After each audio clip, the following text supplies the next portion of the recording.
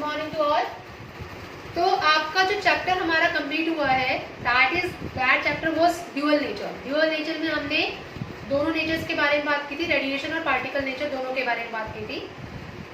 अब आज हम बात करेंगे अपने नेक्स्ट चैप्टर की, और उस चैप्टर का नेम है बेटा atom. Chapter number 12 that is known as your atom. ठीक है, एटम आप लोगों ने बहुत बार पढ़ा होगा, क्लास 9 में भी अगर याद हो तो एटम्स एंड मॉलिक्यूल्स के बारे में हमने पढ़ाई की थी, और वहाँ पर हमने पढ़ा था कि एटम जो है सबसे ज़्यादा स्मॉलेस्ट यूनिट ऑफ मैटर है। ठीक है, और उस स्मॉलेस्ट यूनिट ऑफ मैटर को हम क्या बोलते हैं? एटम बोलते हैं, जो कि अगर हम नेक्ड आई से भी देखने जाए तो हमें नेक्ड आई से भी नहीं दिखाई देगा। ठीक है, उसको क्या बोलते हैं? एक तरह से एटम बोलते हैं। अब एटम के अंदर जो जो हमने पॉइंट्स पढ़ने हैं, पहला पॉइंट जो हम पढ़ेंगे that is known as your Geiger Marsden experiment. एक तो ये पॉइंट हमने पढ़ना है, कौन कौन सा? Geiger Marsden experiment. ठीक है, उसके बाद हम पढ़ेंगे ये रदरफोर्ड के बारे में। रदरफोर्ड के बारे में भी आप लोग पढ़ चुके हैं कि रदरफोर्ड ने गोल्ड फॉइल ली थी और उस पर एटम्स को स्ट्राइक, अल्फा पार्टिकल्स को स्ट्राइक करवाया था। उसमें हमारे पास आपका इम्पैक्ट पैरामीटर आ जाएगा, इम्पैक्ट पैरामीटर के साथ साथ डिस्टेंस ऑफ क्लोजेस्ट अप्रोच आ जाएगा। After that Bohr's atomic model. ये सारी चीज़ें आप केमिस्ट्री में पढ़ के आ चुके हैं क्लास 9 में, बस उसी का थोड़ा सा क्या करा गया है, यहाँ पर एक्सटेंडेड पार्ट दिया गया है जस्ट इन क्लास 12। उसके बाद हमने रेडियस एंड एनर्जी डेरिवेशन निकालना है। After that radius energy derivation के बाद energy level of atomic spectra, ये थोड़े से अलग है तो ये आपको थोड़ा समझना पड़ेगा। देन आफ्टर दैट इनके अंदर कुछ एनर्जी सीरीज के अंदर लेमन सीरीज आता है, बार्मा सीरीज आता है, पास्टन, ब्रैकेट, टी फंड, इसके ऊपर बहुत क्वेश्चंस पूछे जाते हैं एग्जाम में। Then the next topic is quantization of angular momentum. तो ये आपके कुछ टॉपिक्स रहेंगे इस चैप्टर के अंदर। तो आज हम स्टार्ट करते हैं with the very first topic that is known as your Geiger Marsden experiment. ये आपका टॉपिक का नाम रहेगा। क्या टॉपिक का नाम है? Geiger Marsden experiment. ओके बेटा, तो अब इसमें क्या है गिगर मार्सडन एक्सपेरिमेंट में? ये जो गिगर मार्सडन जो एक्सपेरिमेंट था, मैं नाम लिख रही हूँ यहाँ पर, Geiger Marsden experiment. Geiger Marsden experiment में क्या बताया गया, ये दोनों जो साइंटिस्ट थे गिगर और मार्सडन, ये अलग अलग साइंटिस्ट हैं। ये साइंटिस्ट जो थे ये एक तरह से स्टूडेंट थे किनके? रदरफोर्ड के। जैसे आप लोग मेरे स्टूडेंट हैं, वैसे रदरफोर्ड के स्टूडेंट्स ने ये एक्सपेरिमेंट किया था। जैसे रदरफोर्ड ने अपने एक्सपेरिमेंट को बताया था गोल्ड फॉइल के थ्रू, वैसे ही गिगर मार्सडन जो थे, दोनों स्टूडेंट थे रदरफोर्ड के, उन्होंने ये एक्सपेरिमेंट जो रदरफोर्ड ने किया था उससे कोई आगे क्या किया, इलेबोरेट किया। तो उन्होंने क्या करा, एक सोर्स लिया अल्फा पार्टिकल्स का। ठीक है, मैं ध्यान से समझना जो मैं बोलना चाह रही हूँ। उन्होंने क्या किया, एक यहाँ पर एक बंद उसमें बॉक्स में एक सोर्स ले लिया अल्फा पार्टिकल्स का, ताकि अल्फा पार्टिकल्स जो है वो रेडिएट कर सके। क्या कर सके बेटा? रेडिएट। ठीक है, और जब वो रेडिएट करेगी, उस रेडिएशन को उन्होंने पास करवाया किससे? लेड ब्रिक से। इसके आगे एक थी लेड ब्रिक्स, यहाँ पर कुछ इस तरह की लेड ब्रिक्स रखी हुई थी, इस तरह की। ये एक सेटअप है हमारा। ठीक है, इसका नाम क्या लिया गया था? Lead bricks, right, bricks. Okay, उसके बाद जितनी भी अल्फा रेज जो थी, जो इसमें से निकल रही थी, कुछ अल्फा पार्टिकल्स तो इस लेड ने क्या कर लिया बेटा? लेड ब्रिक ने एब्जॉर्ब कर लिया। कुछ अल्फा पार्टिकल्स जो नहीं एब्जॉर्ब हो पा रही थी, वो यहाँ से क्या गई? डायरेक्ट गई इस पाथ में से। ठीक है, और ये यहाँ से जाती हुई ये कहाँ फॉल करी? यहाँ पर एक गोल्ड की फॉइल थी, और वो गोल्ड की फॉइल इतनी थिन थी कि उसके अंदर 1000 एटम्स को हम लाई करवा सकते हैं। ठीक है, इतनी thin, like a sheet of paper, इतनी थिन गोल्ड फॉइल थी। और गोल्ड फॉइल को लेने का मोटिव क्या था? कोई बता सकता है कि हमने गोल्ड फॉइल ही क्यों लिया था वहाँ पे? रदरफोर्ड एक्सपेरिमेंट में भी आपने देखा होगा कि गोल्ड फॉइल ही लिया गया था। तो गोल्ड फॉइल ही क्यों लिया गया था? कोई आइडिया किसी को? Any one of you? सभी को पता है गोल्ड फॉइल क्यों लिया गया था? प्लीज लेट मी नो बेटा, एनीवन? उसका मेन मोटिव क्या था गोल्ड फॉइल का, कि वो गोल्ड फॉइल जो है वो बहुत डक्टाइल होती है, ठीक है। और मतलब डक्टाइल कहने का मतलब समझते हो, डक्टिलिटी जो है वो गोल्ड की बहुत ज़्यादा बेस्ट होती है। उसको हम थिन शीट में भी कन्वर्ट कर सकते हैं, मेलेबल में बना सकते हैं, और थिन वायर में भी कन्वर्ट कर सकते हैं। इसलिए उन्होंने जो कंसिडर किया सबसे ज़्यादा बेस्ट डक्टिलिटी वाले मतलब उसको कंसिडर किया था, मैटर को कंसिडर किया था। इसी वजह से ये रीज़न था कि उन्होंने वो क्या चूज़ की थी, गोल्ड फॉइल को चूज़ किया था यहाँ पर, ठीक है। और उस गोल्ड फॉइल लेने के बाद यहाँ पर एक डिटेक्टर था, ठीक है। क्या बोलते सकते हैं इसको, डिटेक्टर। डिटेक्टर कहाँ था बेटा, यहाँ पे लगा हुआ था डिटेक्टर। और वो डिटेक्टर किसका बना हुआ था, जिंक सल्फाइड का। किसका बना हुआ था बेटा वो डिटेक्टर, जिंक सल्फाइड का। और वो जिंक सल्फाइड का क्यों लिया, कोई और मटेरियल का भी ले सकते थे, व्हाई इट इज सो, बताइए। क्योंकि जिंक सल्फाइड पर जब वो अल्फा पार्टिकल्स की जो रेस थी, रेडिएशंस थी, जब वो फॉल करती तो उसके अंदर वो क्या देती हैं, मतलब ब्राइट फ्रिंजेस प्रोवाइड करती है। फ्रिंजेस कहने का मतलब ब्राइट स्पोर्स प्रोवाइड करती हैं, जिसकी वजह से वहाँ पे पता चल जाता है कि कितनी अल्फा रेज जो हैं इसके ऊपर स्ट्राइक कर रही है। क्योंकि जब तक ब्राइटनेस नहीं आएगी तब तक पता कैसे चलेगा, ठीक है। अब क्या हुआ, जैसे ही वो रेज आई इसके ऊपर स्ट्राइक करी गोल्ड फॉइल के ऊपर, गोल्ड फॉइल से स्ट्राइक करने के बाद वो क्या कर गई, कुछ तो स्ट्रेट पास आउट हो गई, कुछ डिफरेंट एंगल से क्या कर गई इसके ऊपर फॉल कर गई, इस जिंक सल्फाइड की स्क्रीन के ऊपर, ठीक है।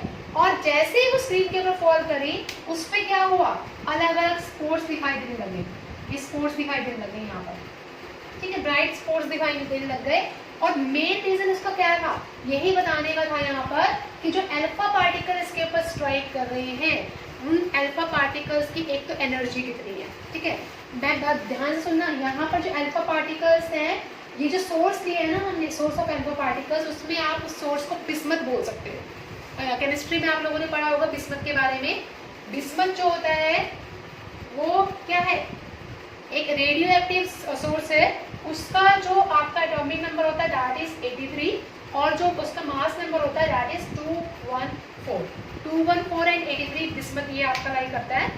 जब ये अल्फा पार्टिकल्स एमिट आउट करते हैं तो इसकी एक पर्टिकुलर एनर्जी होती है, और वो पर्टिकुलर एनर्जी कितनी होती है बेटा, that is 5.6 mega electron volt, ठीक है। कितनी एनर्जी बताइए मैंने आपको, 5.6 MeV, इतनी एनर्जी वो रेडिएट करता है, ठीक है। और ये जो गोल्ड फॉइल लिया था हमने, इस गोल्ड फॉइल की जो थिकनेस ली है हमने, दैट थिकनेस इज 2.1 × 10⁻⁻7 मीटर। कितना बताया मैंने आपको गोल्ड फॉइल का थिकनेस, 2.1 ×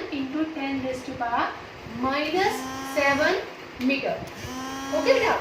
उसके बाद हमने क्या कहा कि जो स्कैटरिंग है अल्फा पार्टिकल की, वो स्कैटरिंग जो है अल्फा पार्टिकल की वो ऑब्जर्व हुई इस जिंक सल्फाइड की स्क्रीन के ऊपर, ठीक है। तो हर एक अल्फा पार्टिकल जो यहाँ से आ रहा था गोल्ड फॉइल से टकराकर, वो कहाँ जाके वो हो रहा था, स्ट्राइक कर रहा था इस जिंक सल्फाइड की स्क्रीन के ऊपर स्ट्राइक करता। कौन से स्क्वायर पे कर रहा था स्ट्राइक, किस पे स्ट्राइक कर रहा था बेटा, any one of you let me know, किसके ऊपर स्ट्राइक कर रहा था, बताइए, बोलिए। अभी तो बताया मैंने आपको, वेरी गुड, जिंक सल्फाइड के ऊपर, यस वेरी गुड। तो जिंक सल्फाइड के ऊपर कर रहा था, तो थिकनेस हमें पता चल गई, जिंक सल्फाइड का पता चल गया। और जिंक सल्फाइड पे हमें क्या मिल रहे थे, कुछ ब्राइटर स्पोर्ट्स मिल रहे थे, और जैसे ही वो स्पोर्ट्स मिल रहे थे उसके अकॉर्डिंग उन्होंने क्या करा, एक ग्राफ बनाया, और वो ग्राफ किसके बीच में आया, that is in between n and theta, किसके बीच में आया, एन और थीटा के बीच में। और वो ग्राफ कैसा था, यहाँ देखिए, पहले इसमें बताइए, इसमें कोई दिक्कत किसी को, let me know, any problem in this case,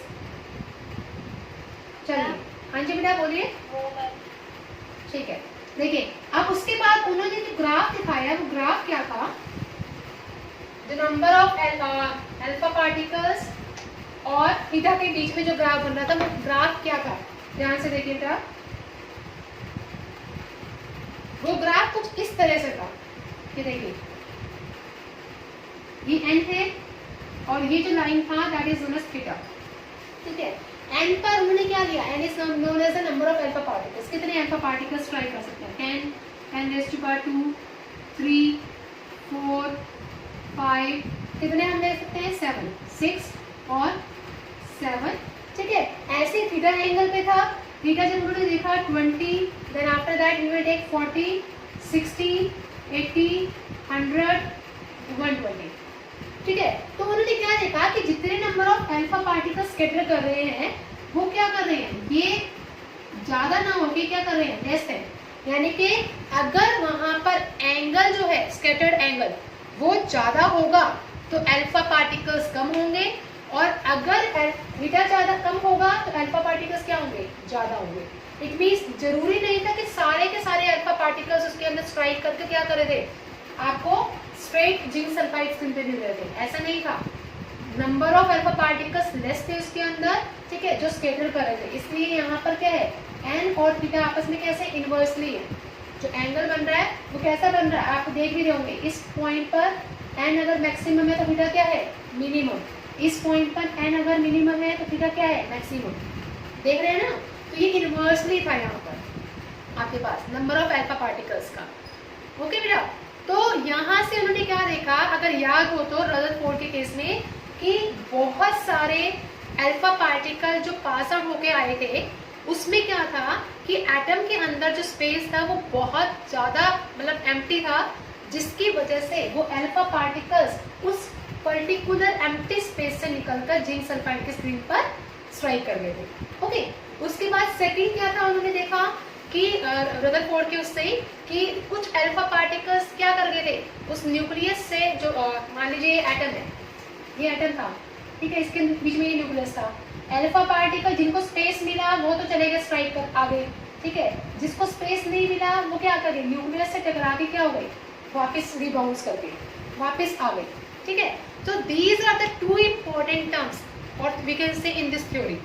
इस थ्योरी में यही दो इम्पोर्टेंट टर्म थे कि एटम के अंदर स्पेस होने की वजह से कुछ अल्फा पार्टिकल्स स्ट्राइक कर गए जिंक सल्फाइड पे, और जो अल्फा पार्टिकल्स नहीं जा पाए जिंक सल्फाइड के ऊपर, वो अल्फा पार्टिकल्स उस न्यूक्लियस से स्ट्राइक होकर क्या हो गए, वापस आ गए। यहाँ तक बताइए बेटा, किसी को कोई प्रॉब्लम, ये आपने रदरफोर्ड थ्योरी में ऑलरेडी पहले कर चुके हैं, बताइए बेटा, any problem up to here, anyone is having any problem, ठीक है। अब उसके बाद क्या हुआ, दो इंपॉर्टेंट टर्म्स आई इस थ्योरी के अंदर जो गिगर मार्जन ने देखा। सबसे पहले इंपॉर्टेंट टर्म आती है बेटा इम्पैक्ट पैरामीटर, ठीक है, और दूसरी आती है that is known as your what, that is known as your distance of closest approach. तो इम्पैक्ट पैरामीटर और डिस्टेंस ऑफ क्लोजेस्ट अप्रोच के बारे में हम अपने नेक्स्ट वीडियो में डिस्कस करेंगे। Till then if you have any problem, any doubt, you can ask, और आप हमें कमेंट कर सकते हैं हमारी ईमेल आईडी पर भी, दैट इज ledclasses@gmail.com।